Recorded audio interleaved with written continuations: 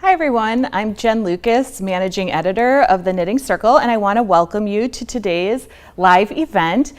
For this video today, we're going to be making something really awesome. I'm super excited about it. We're going to be making this baby mobile. So it's the Rise and Shine Baby Mobile, and I'm going to show you all the steps you need to know in order to make one for yourself or to make one as a gift for someone that has a baby coming soon. So I just want to remind everybody that you can download the pattern for this project in the description for where you're watching the video. So you'll see a link to the pattern and you can go ahead and download it, and then you can follow along with me and then make one for yourself. So also, before we get started, I want to just remind everybody that there is a chat box where you can leave any questions you might have for me along the way. I will be checking the chat as I go through the project. So if you have any questions about the project, be sure to drop them in the chat box, and also say hello. Let us know where you're watching from. I also like to know how long you've been knitting, if you're knitting any particular project even while you're watching right now. I always love to know what people are up to. So be sure to use that comment section or chat box and say hello. So let's go ahead and get started on this. So first I'm going to go ahead and talk about the materials we're going to need to make this. So we're going to obviously need some yarn. You're going to need a total of 160 yards of a worsted weight yarn for the basket. So each basket, this gray part here, the basket of these hot air balloons, is going to take 40 yards each. So if you're going to make 4 like I've done here, then you're going to need 160 yards. And then for the balloons, you're going to need a total of 240 yards. So each balloon part of the hot air balloon takes 60 yards. So you can see mine, I did do mine in 2 different colors. So you can do whatever you like. If you want to do them all 4 in different colors, you can. You could even do a variegated yarn. I think if you like to knit stripes or something, that could be really cute too. And again, I did 4 for this particular baby mobile, but the sky's the limit here, really. You can make as many as you want to add to your mobile. In addition to that, you're going to need a US size 5 knitting needle. And for this video, I'm going to show you how to do this using the magic loop method. I have a slightly larger needle here than what it calls for in the pattern, just so it's a little bit easier for you to see my stitches. And you might be thinking a US size 5 sounds pretty small for a worsted weight yarn, and the answer is yes, it is. But there's a reason for that. Because we're making these hot air balloons, we have to stuff them with a polyfill stuffing, and so we need the gauge or our fabric to be really tight so that that stuffing doesn't poke through. So that's why you're going to need a much smaller needle than you might normally need for a worsted weight yarn. Like I said, I'm using something just a little bit larger. I'm using just a size 6, so 1 size up, but you're going to want the US size 5 or the size needed to obtain the gauge that's listed in the pattern. Then we just need kind of all the usual things: your scissors, your tapestry needle. We'll need a stitch marker. We are going to use a flexible tape measure in order to just measure the yarn when we're attaching it to the mobile. You're going to need some polyfill stuffing, or whatever kind of stuffing you like is fine. I just buy big bags of this polyfill stuffing, so that's what I'm going to use to stuff mine. And I'll talk about some tips also when it comes time to stuff our balloon. And then lastly, we need the mobile part. So let me just show you this particular one. I did link to the particular one that I bought online in the pattern if you do want the same one. So this one is plastic, and this is the base. It comes all in pieces. So this is the base, and then this is where it would hook onto the crib right here. There's just sort of a screw that twists, and then this part would just hook onto here, and then of course we have the top of the mobile, the most important part, the part we're going to knit off of, this part here, which hangs down. And so this particular one even does have a 5th hole in the middle, so you actually could make a 5th one if you wanted. I also thought it would be cute to make things maybe even out of felt, some clouds, maybe a rainbow or something, and hang it down. So that's the mobile. Again, I linked to the particular one that I used, but you can use whichever one's gonna work for you. They have ones made out of wood, all different kinds. You can even make your own, even maybe out of something like an embroidery hoop or something like that. I mean, you can get very creative on the actual mobile hardware that you're going to use for your project. So now that we've talked about all these materials, let's go ahead and get started. So to start, we're going to work with our color A or main color, and this is the basket. And so how we're going to start, and actually I'm just going to cut one of these off so we can actually look at the balloon, and I can just reattach that later. So we're going to start here at the bottom center of our basket and then work our way out and then up this way. So we're starting here and working this way. So we're going to start down here with a circular cast on. This might be a cast on that you haven't seen that often, and I love to use it. It's really useful for things like toys with knitting because you can make a really tight start to the center of your knitting. And it's really great not only for toys, but also if you knit something like a pie shawl or a circular blanket or a circular tablecloth or things like that. A lot of times you will use this circular cast on. So let's go ahead and take a look at how to do that.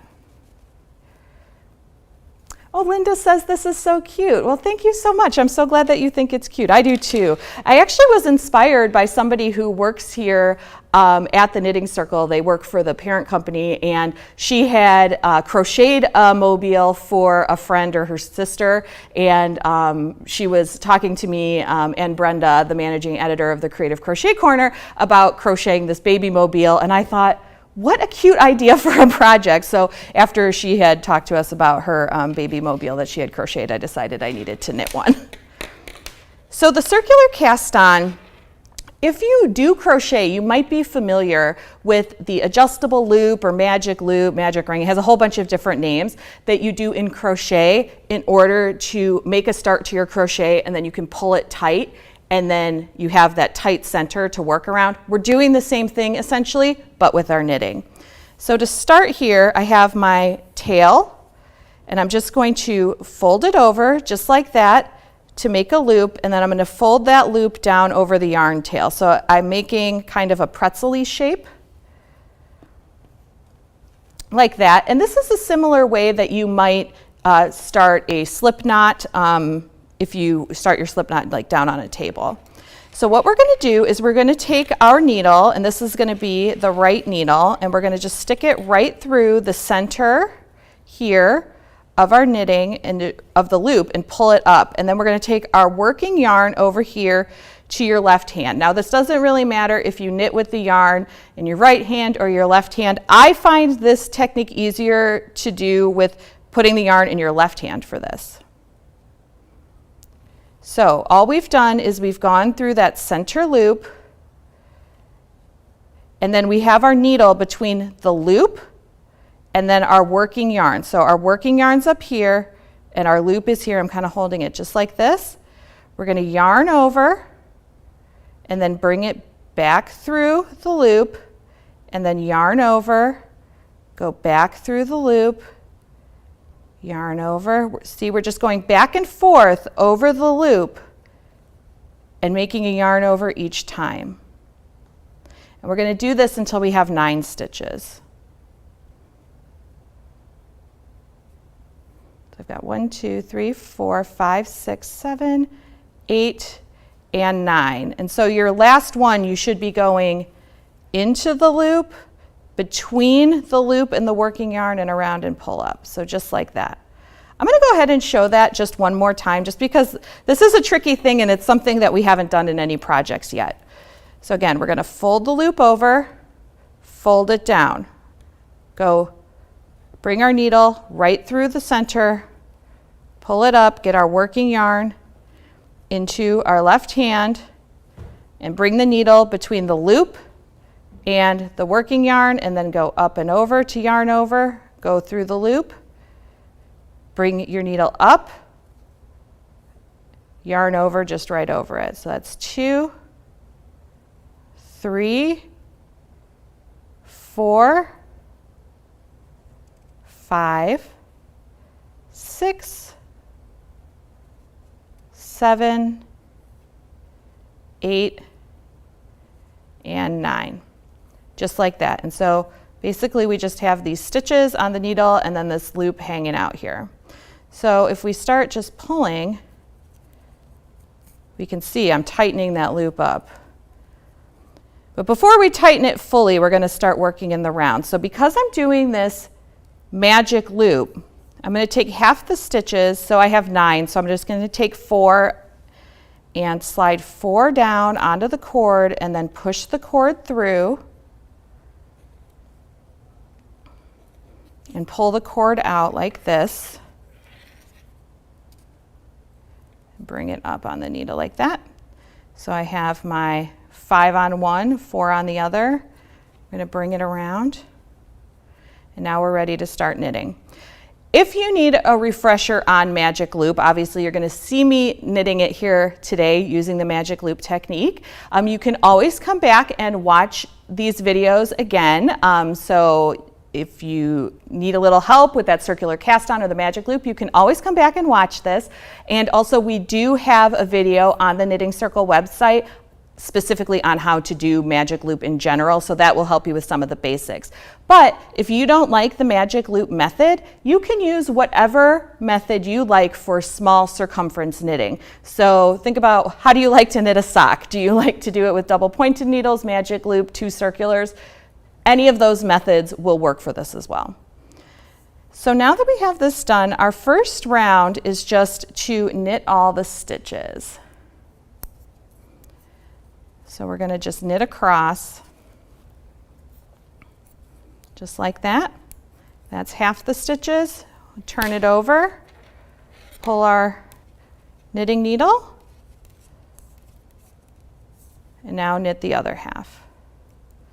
And you can see here that my stitches, they're kind of, this particular one here, one's kind of coming over the other one. You can just kind of separate them out if you need to. At the beginning, because of that particular cast on, sometimes the stitches kind of want to fall on top of themselves. So just take your time and make sure that you're separating them as you go. So there we go. So by doing that, we've joined in the round. And if you see here, I have my yarn tail. If I just pull it, I now have essentially no hole there. It's basically closed. And I'll pull on this again as I'm working in order to make sure that that hole stays closed. So that takes care of round 1. And at this point, I'm going to go ahead and place a stitch marker to mark the beginning of my round. Because I'm using the Magic Loop method, I can't just simply stick my stitch marker, like close it, and stick it on the needle, because it's just going to end up falling off. So what you need to do is use a locking stitch marker and just stick it in the fabric somewhere on this side so that you remember that this is the start of your round. So now for round 2, we're going to knit into the front and back of each stitch. So essentially we're going to be doubling the stitch count. So we're going to knit into the front and knit into the back of the same stitch. So it's, you do a stitch like you're knitting, leave the left stitch on the needle, come around to the back of that same stitch, and then knit into the back of it. And we're going to do that all the way around. So we had 9 stitches, and then at the end of this, we will have 18 stitches because 9 times 2 is 18.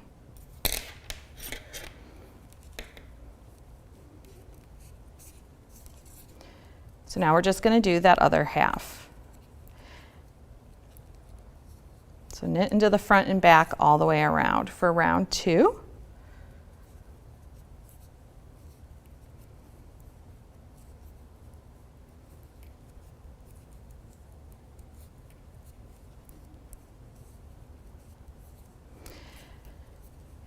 And so now for round 3, we're just going to go back to knitting.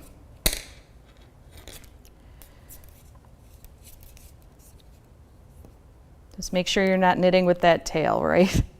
Always the problem I have. I tend to pick up the tail and start knitting with it, and you very quickly realize that's not going to work.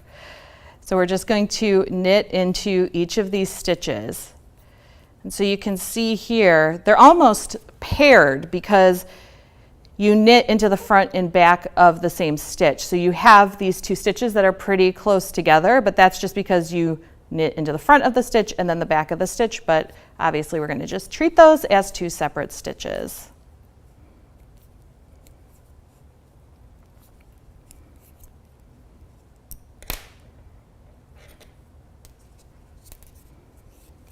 So I've flipped to the other half, and now I am finishing up round 3.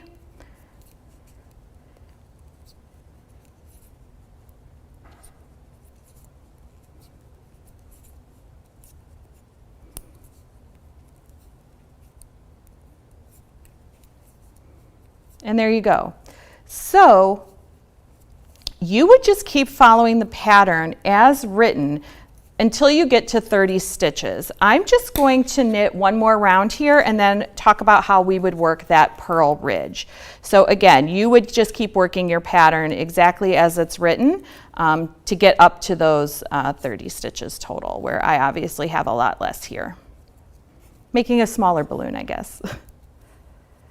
So when it comes time to do this purl ridge, you essentially are going to be knitting 2 rounds, and then we're going to purl around. So this is my second round of knitting.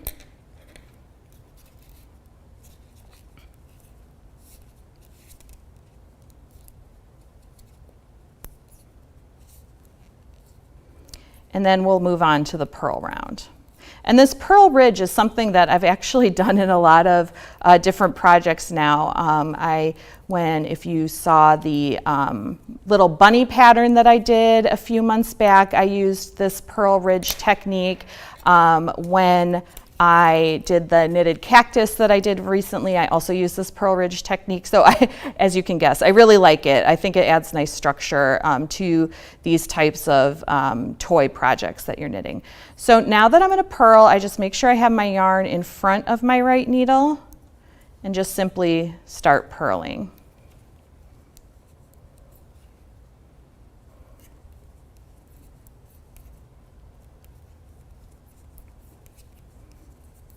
So we're just purling the stitches all the way around.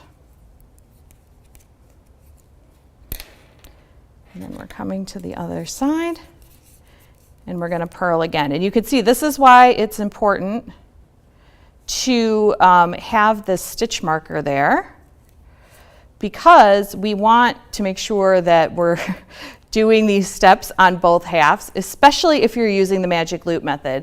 I know something that I sometimes struggle with myself is I think I don't need the stitch marker. I'm like, oh, I'll just use the tail to keep track. Well, in this particular case, it can get a little hard to tell exactly where the tail is when it's right at the center of your fabric. So let's see, yeah, so here's my tail here. Kind of came through my knitting here a bit. Let's just pull that out.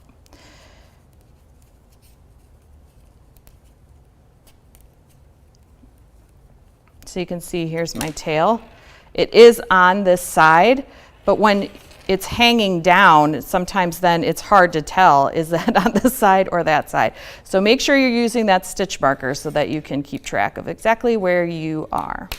So now that we've done the purl round, we're going to go ahead and do this purl ridge. And so the purl ridge, it's the same as all those other patterns that I've mentioned. All we're going to do is we have to look at the wrong side or inside of our work. And so let's first look at the right side. So the right side, we have a purl bump right here, because we had purled on the right side because we're knitting in the round, so we're always on the right side. But if you take a look at it from the wrong side, what you end up with are those flat V's of the stockinette stitch. So you have the knit, what looks like a knit stitch on the inside. And so what we're going to do is go 2 rows down. So we're not going to be working into what looks like the flat V on the wrong side or inside. We're going to go 1 row below, which is this other purl bump here. And so what I'm going to do is I'm going to take my right hand needle, pick up that purl bump, and stick it on the needle, and then knit it together. Get my yarn going the right way here. Knit it together with the stitch on the needle, just like that. And so again, we're going to go not into that V, but into the purl bump right below it.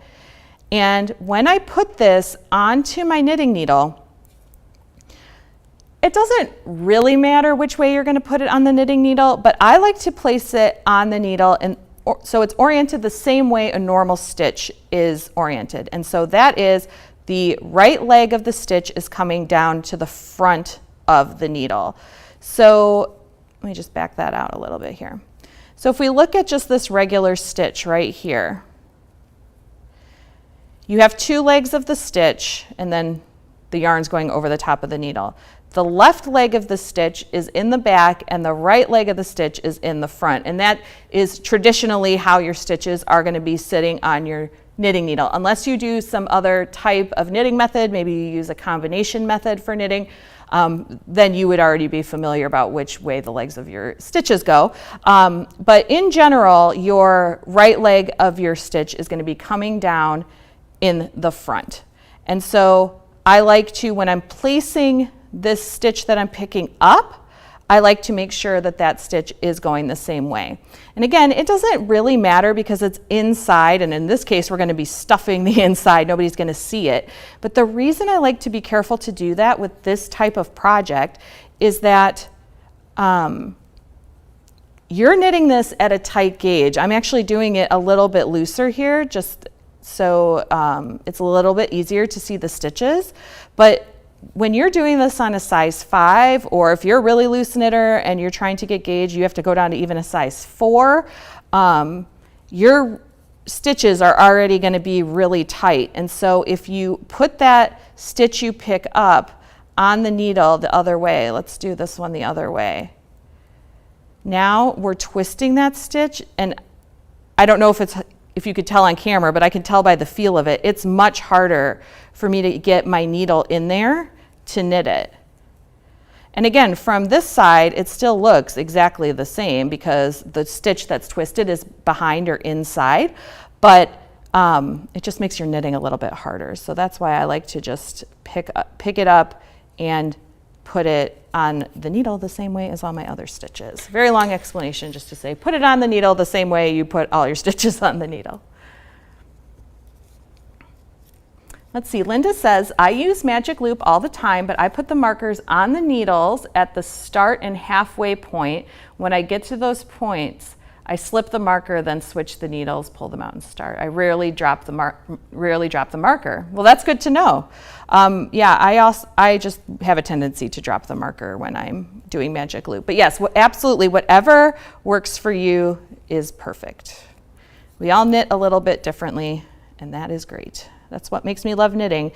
And all the times I've gone out and taught in-person classes, it's just amazing. I feel like no two knitters knit exactly the same. So if you're making stitches, you're doing it right. So now I'm just finishing up this little purl ridge here. And you just keep doing that all the way around.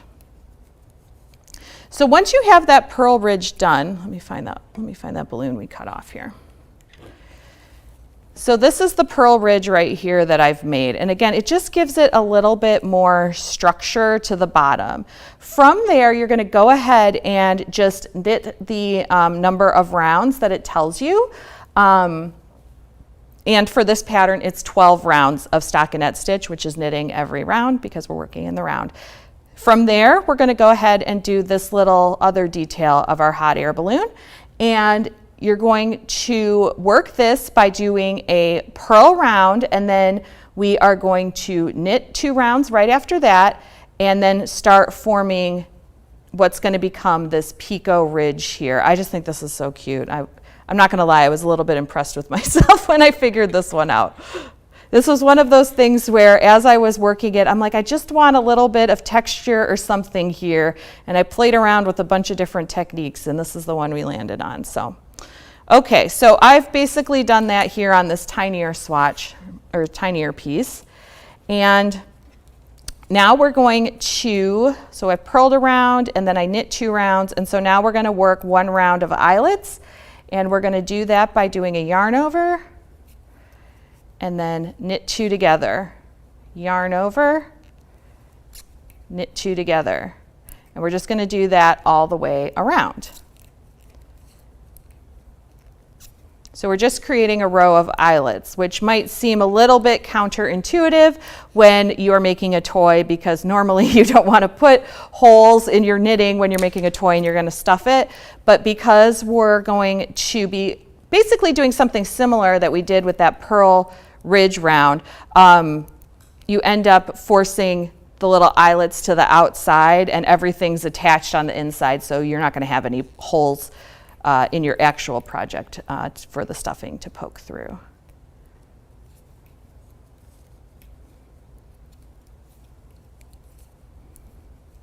Okay, so that's our eyelet round, which will be round 26 in your pattern. And then we are going to do one more round and knit all the stitches. So we're just switching here. And you can see here I did move my marker up as I'm working. I do like to move my marker up if I'm attaching it into the fabric like that, just so I always know what side's the right side.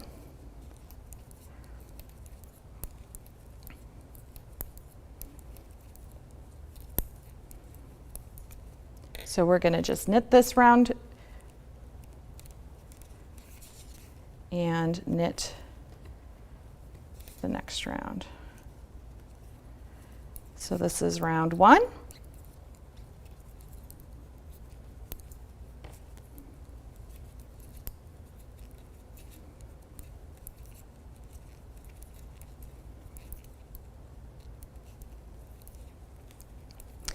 And then we're going to go ahead and just knit one more round, and then we're going to be ready to do our little Pico Ridge situation. I think this Pico Ridge too, I think you could use this on other projects. I have seen some baby projects start with something similar where you work some eyelets and then pick up the starting edge to make a cute little picot edge. It's like really cute on the brim of a baby hat, or even on the cuffs of a baby sweater. Picot, for some reason, little picot edges for some reason always screams baby project to me because it's just such a cute little detail.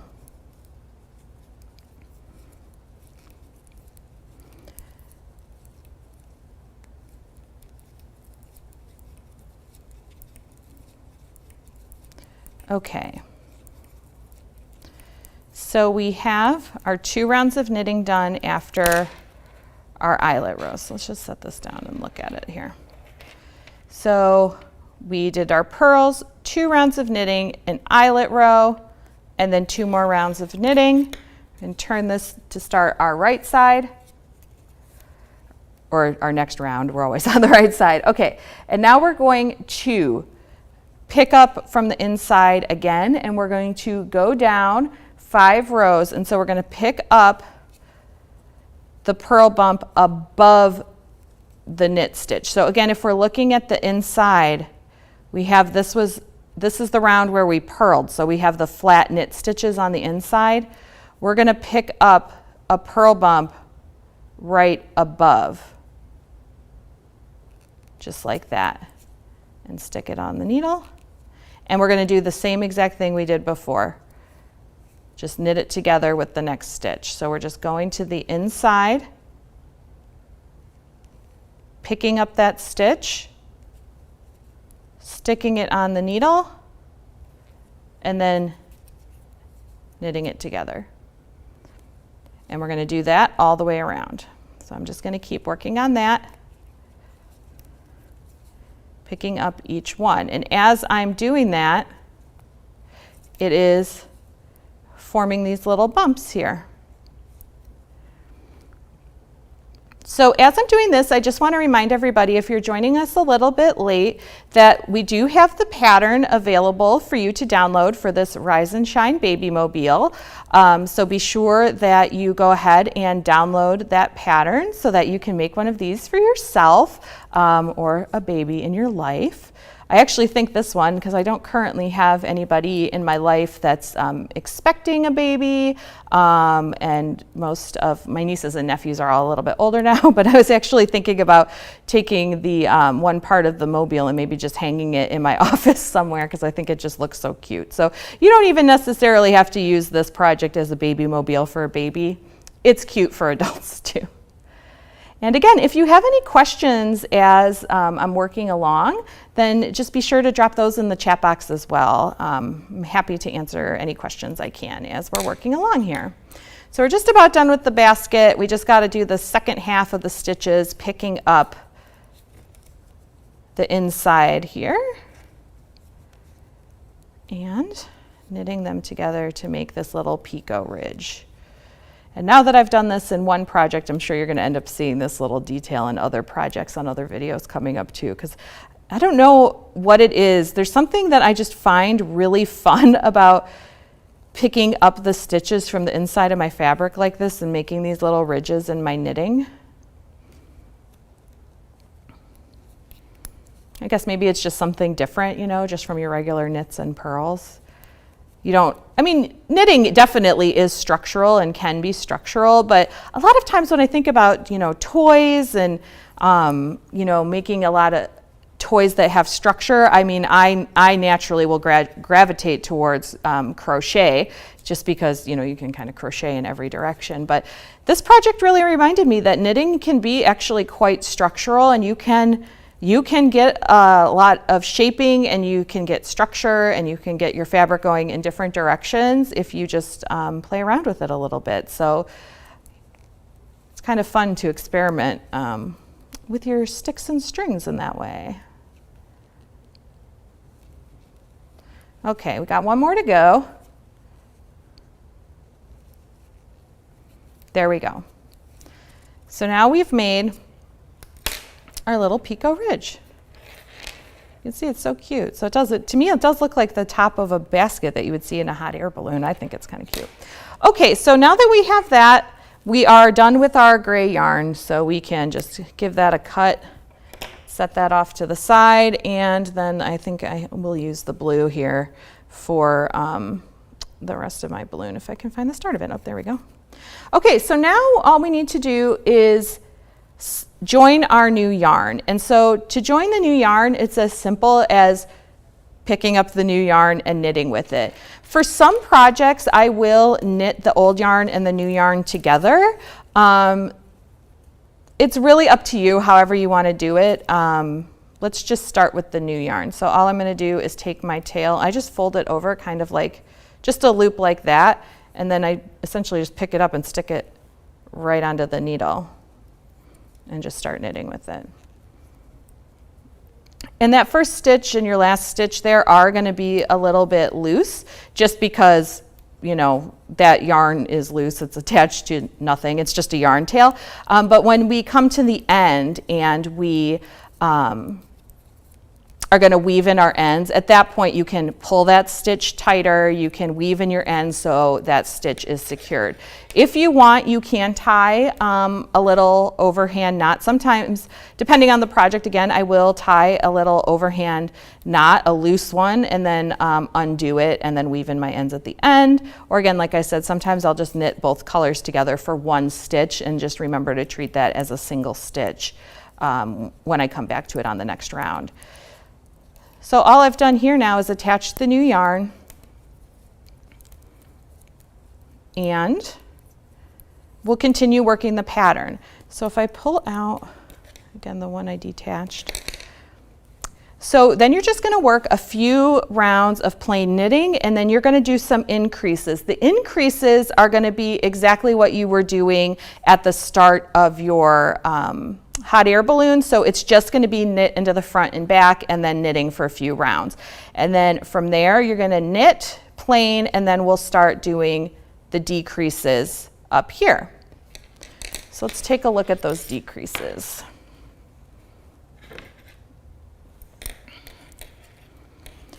Okay, so here I've already started doing some of the decreases. And the decreases we're using in this pattern are just knit two together. So we've already been essentially doing that. We did that in the eyelets, and we also basically did that when we were picking up those stitches to make those ridges, and we were knitting two stitches together. So I have now made a slightly smaller one, but this is essentially through row 35 of the pattern. And so at this point, when you have 3 rounds left, it's time to start finishing things up. So I've already woven in my ends here. And this is something new I've been trying. So I actually saw it in a recent video that hit the Knitting Circle website. I don't remember exactly which one it was, but it was one of the videos with Laura Lee Beltman. And she was talking about how when she weaves in ends, she leaves a little bit of a tail, and then just like a little bit, like you can see that's maybe like a centimeter. It's definitely not even an inch. And then she takes her little tapestry needle and just pulls the plies apart like that.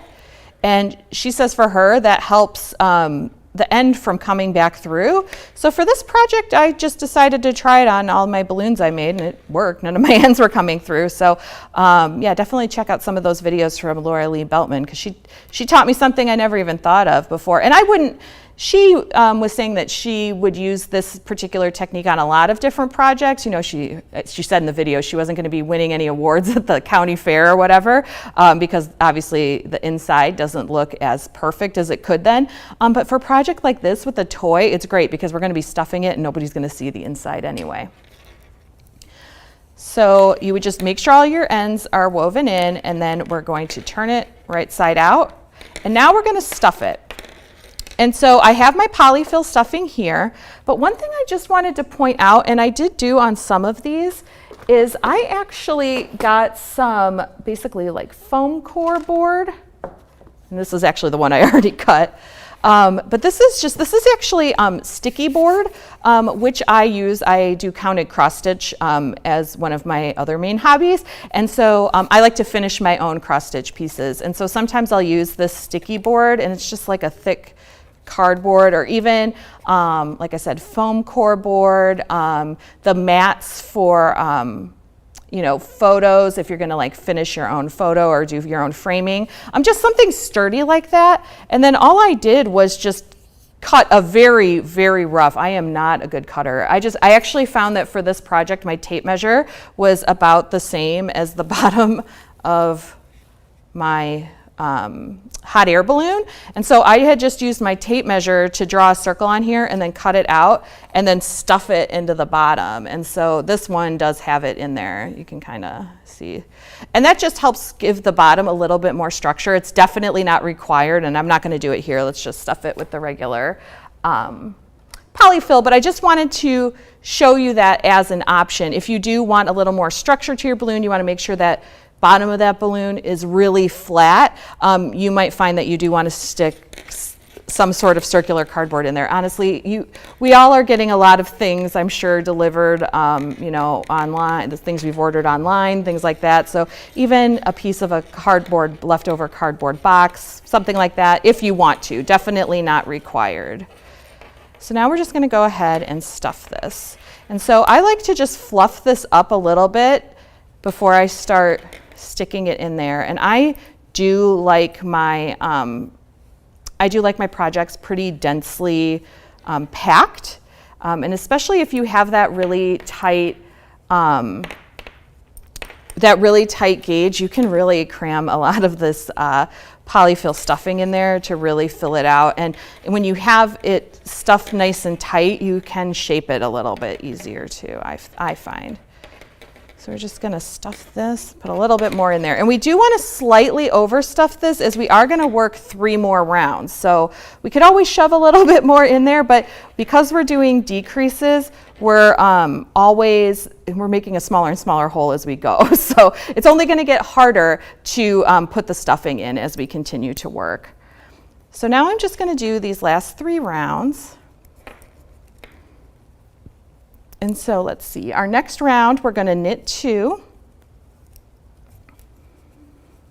And this is the part where, to me, it's almost the trickiest, because now you're knitting on something that has become definitely 3-dimensional. So I actually find working at a table like this, I do a lot of my knitting just like in my chair at home, you know. But I find when I'm doing a project like this where I've had to stuff it and then I'm finishing it up, for me personally, I do find it's kind of nice to finish these projects up while sitting at a table or a desk or something, just so that I can have this resting on the table while I'm finishing it up. But again, that's a personal preference thing. You do whatever works for you. So we're going to knit 2.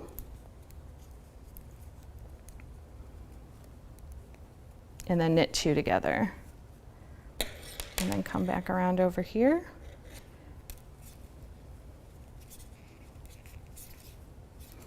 And you might notice as I've been working this magic loop, sometimes I'm having to give my needle a little twist like this. And that's because, again, we're working at a tighter gauge than we normally would work at for worsted weight yarn. And so I'm somebody, when I'm working magic loop, I tend to, when I'm working into my second stitch, I have a tendency to, I always say, crank down a little bit to tighten it so I don't get any kind of like laddering along the side, which is great. But the disadvantage on a project like this where your gauge is really tight is that sometimes then with the magic loop method, it makes it a little bit harder to get your stitches back up onto the knitting needle. But nothing we can't handle. If you just give them a little twist and just push your stitches a little bit, they'll go right back onto that needle. But yeah, I find that twist method works best for me. So we've got just 2 more rounds to go. This round we're going to knit 1, then knit 2 together. This is almost like just finishing the top of a hat, essentially, is what we're doing here. So knit 1 and then knit 2 together, and we're just going into the next 2 stitches from left to right, just like that, and knitting them together.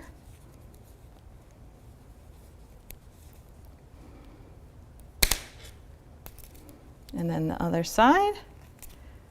And then we'll have 1 more round to go, and we'll finish this off. So knit 1, knit 2 together.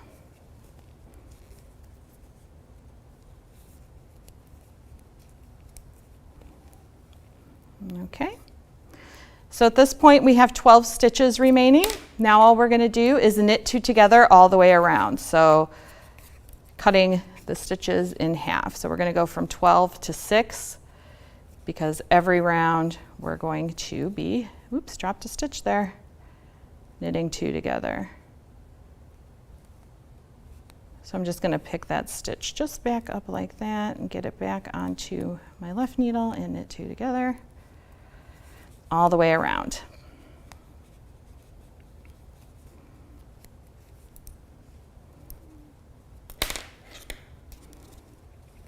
And again, this little sample here, this is a little obviously a bit smaller than what I have for the actual project. So your balloon will come out a little bit bigger. But really, the point is that if you are comfortable adapting a pattern, you don't have to make all your balloons the same size. You could not increase all the way up to the 30 stitches like I have in the pattern. You could go further if you want. Yeah, just know that it's going to change the amount of yarn you're going to need, and obviously the finished size. So now that we're done with that, we can go ahead and trim our yarn, and we'll finish this up. So I'm just going to thread my tapestry needle, and then we're just going to go around. Again, it's just like we're finishing a hat. So I'm just taking my tapestry needle and going right through each stitch. And I usually go through 2 or 3 stitches. We only have 3 on this needle, so I go through all 3, drop my knitting needle, and then pull the tapestry needle, just like that. And we'll come around to the other side.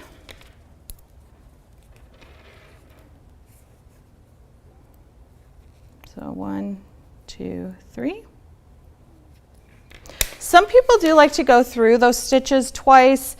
I usually only go through them once, but again, that's up to you, especially because this is going to be hanging down. We're not going to hang it by this tail. We're going to put a different one in, but you might want to go through them twice. Again, that's kind of a personal preference thing. So at this point, we have a little mini sort of balloon here, and then we're going to just weave in this end. And for some people, this gets a little confusing because it's like, well, how do I weave this in on the wrong side when I've just closed this whole thing up? So all I do is I just stick my tapestry needle down into my project, and you just want to be careful, especially because the actual balloons we're making are a little bit bigger, or just any toy in general. You just don't want to lose your tapestry needle inside your project, obviously. So we're going to just poke it through so it's coming out the other side, and then just pull, just like that. Now we're done with our tapestry needle for now. And then we're going to pull this tail tight put some tension on it here, and then you're going to want to cut kind of close to the fabric. You don't have to cut too close, but obviously be careful. You don't want to cut your actual fabric. And then we're just going to give it a little cut.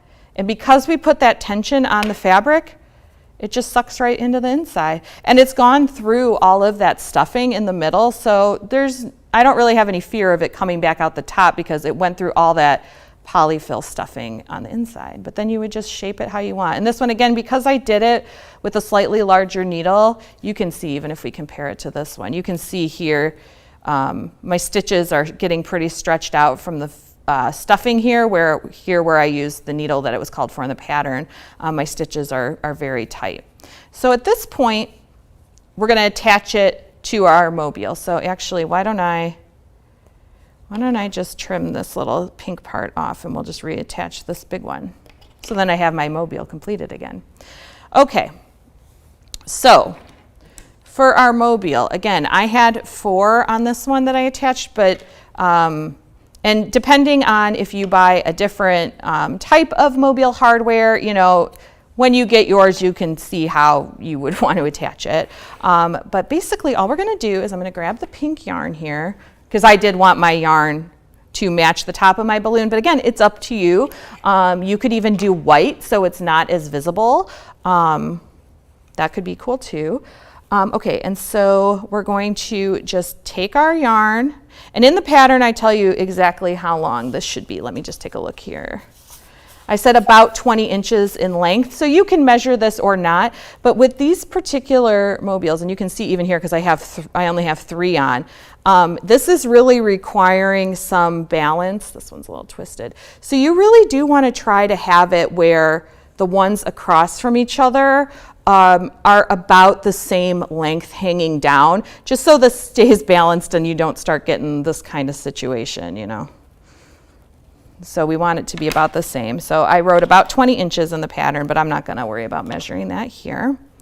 And then we are going to, we're going to attach it to the mobile. Let me find my little tapestry needle here.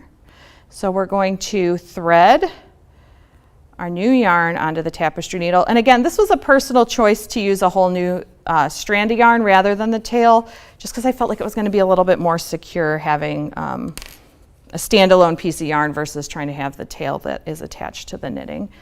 Okay, so I'm just going to make sure those are even. Okay, and then I just tied an overhand knot, and I know a lot of times in knitting we don't like to put knots in our knitting, but I feel like we're attaching it to something that we don't want to fall onto a baby. So in this case, I'm going to go ahead and say knot is okay. But then I just tie it so it's right down at the base, and you can't even tell there's a knot there really. And then my particular hardware, I think I can get this needle through the hole. Let's see, I don't know, this might be a different needle. So for this particular one, and again, this particular mobile hardware is linked in the pattern, I just brought my tapestry needle up through, and then let's see. Let's make sure that we have roughly the same length here. So this looks, it's about 7. So we can pull this up a little bit.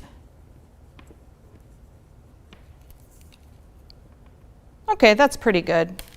Might not be exact, but you get the idea. Okay, so now that I've brought both loops through, I take one loop out, and then I just have, or one strand out, and I just have one strand on the needle.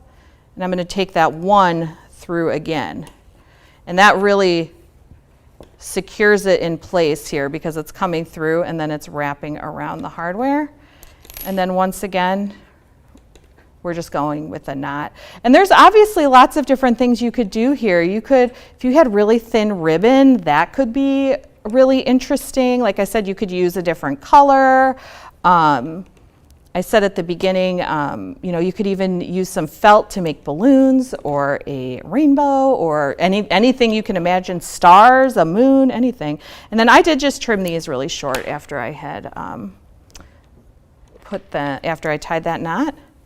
And there you go. And so you would just go ahead and make your 4 total balloons. And again, depending on your hardware, you may want to add a 5th one. I could add a 5th one here. There's a tiny little hole. Or even if you wanted to add more here, really whatever you want.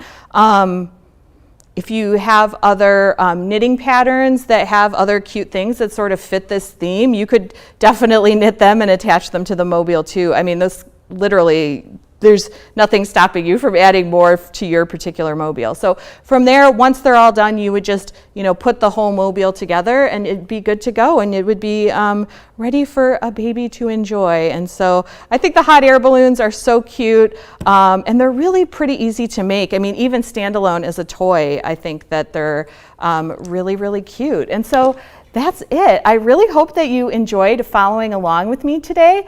Don't forget, if you haven't already downloaded the pattern for the Rise and Shine Baby Mobile, to go ahead and do so. And also, if you do decide to make one, we love to see the projects you're making, any project that you're making, but especially if you make one of the projects from our live videos, we love seeing those. So be sure, if you make them, to if you have social media, post them on social media. We are on Facebook and Instagram, and we have a Facebook group too where people are always sharing their projects. So we would love to see how you've taken this pattern and made it your own. So thank you so much for joining me. I hope that you all have a wonderful day and happy knitting. I'll see you again soon.